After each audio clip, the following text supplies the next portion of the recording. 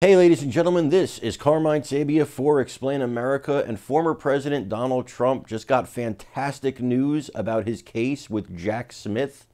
And Mr. Smith, well, he got some really terrible news at the same time. Before we get started, please make sure you like, comment, share, and subscribe. Those little things really help us out, and they help our channel continue to grow. The attorney for Bernard Kerik, now you may remember him as the former New York City police commissioner, and what a police commissioner he was. New York was not a cesspool of drugs and violence and assaults and all kinds of things that are happening in that city now that weren't happening when Mayor Rudy Giuliani and Police Commissioner Bernard Kerik were there. Be that as it may, Mr. Kerik, he's also, one of the people that has been contacted by Jack Smith's office. Well, as it turns out, in July, Jack Smith's office requested certain paperwork from Mr. Kerik. Now, they got that paperwork.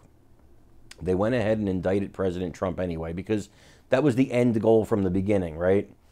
Jack Smith was hired to do a job, and he did that job, period. We all know what job he was hired to do. I'm not going to get into it. We all know what Jack Smith was hired to do. He did his job. Well, on August 2nd, the day Trump was arraigned, Jack Smith's office called Kerik's office for those papers again.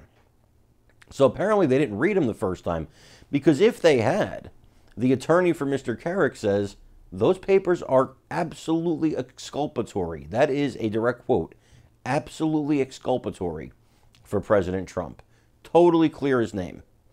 Because in these papers, according to Kerik's attorney, we haven't independently reviewed these papers, obviously. We're not privy to them, but according to Kerik's attorney, these papers show that Mr. Trump and Mr. Giuliani all believed that there was shenanigans in the election, that the 2020 election was not, right down the middle and everything was copacetic with it. That's what they believed.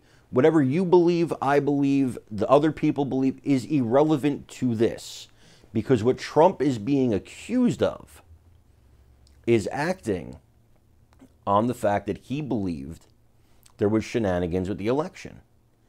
Well, if you're indicting him for it and you're saying he knew that what he was saying is false, according to Kerik's attorneys, these papers prove that he did not know that what he was saying was false.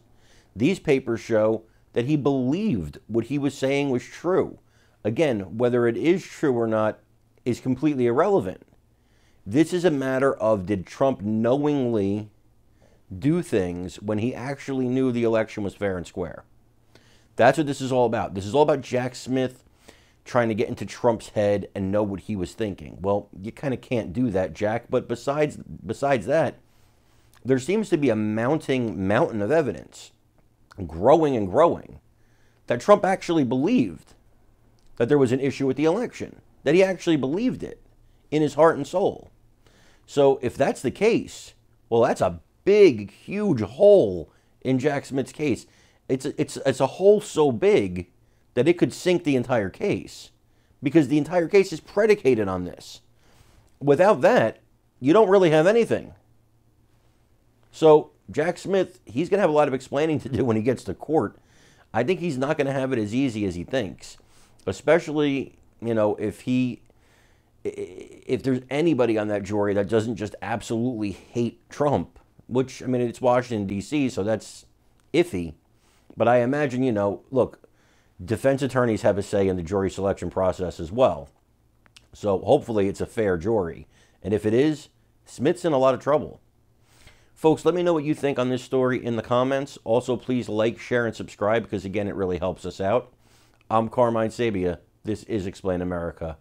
We love you guys. God bless you. Take care, everybody.